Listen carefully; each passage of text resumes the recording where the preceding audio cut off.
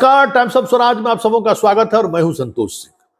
और आज हम टाइम्स ऑफ स्वराज में चर्चा कर रहे हैं कि अतुल प्रसाद के फैसले की समीक्षा होने की बात हो रही है।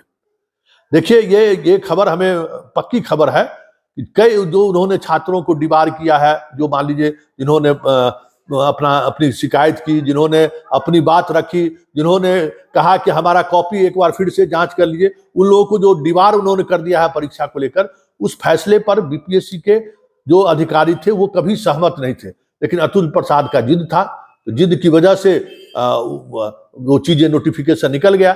लेकिन ये नोटिफिकेशन पूरी तौर पर गैर संवैधानिक है, गैर कानूनी है। ये बीपीएससी के अधिकांश अधिकारी इस बात को समझ रहे हैं। इंतजार हो रहा है बस नए बीपीएससी चेयरमैन का। हमें लगता है कि जैसे ही नए बीपीएससी के चेयरमैन ज्वाइन करेंगे, जो खबर आ रही है कि आमिर सुहानी अब नए बीपीएससी के चेयरमैन हो सकते हैं, उनके पदभार ग्रहण करते ही इन तमाम जो अतुल प्रसाद ने जो निर्णय लिया है पिछले बहाली के दौरान, उन तमाम निर्णयों की समीक्षा होगी। सरकार ने भी माना है कि कहीं न कहीं ये बहुत ही अलोकतांत्रिक फैसला हुआ है। ये फैसला नहीं होनी चाहिए एक डेमोक्रेटिक कंट्री में।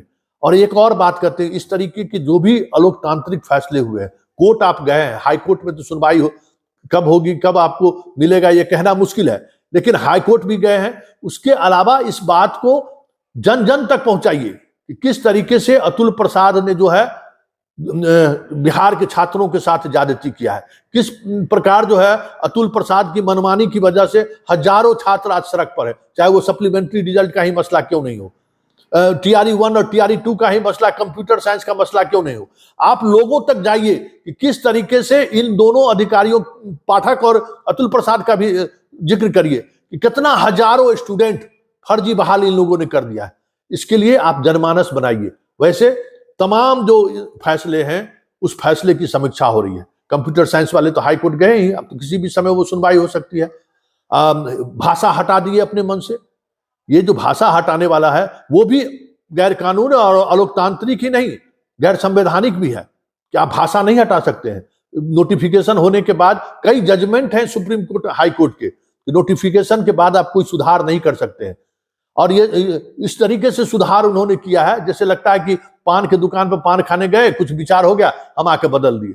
चाय पीने किसी के घर में गए, चाय पी के लौटे, कुछ सलाह लोगों ने दिया तो हम अपने बदल दिए और ट्वीट करके इसकी जानकारी छात्रों को दे दी। तो ये सारी जो प्रक्रियाएं हुई है बीपीएससी के अंदर, जो वहां सीनियर लेवल के अधिकारी जो वर्षों से वहां मौजूद हैं, वो भी ये मानने लगे हैं कि अतुल प्रसाद ने कई फैसले अलोकतांत्रिक लिए हैं और उस पर समीक्षा होनी चाहिए। बस अब देखिए आमिर सुहानी कब ज्वाइन करते हैं, आमिर सुहानी का कब नोटिफिकेशन होता है, कब वो आते हैं।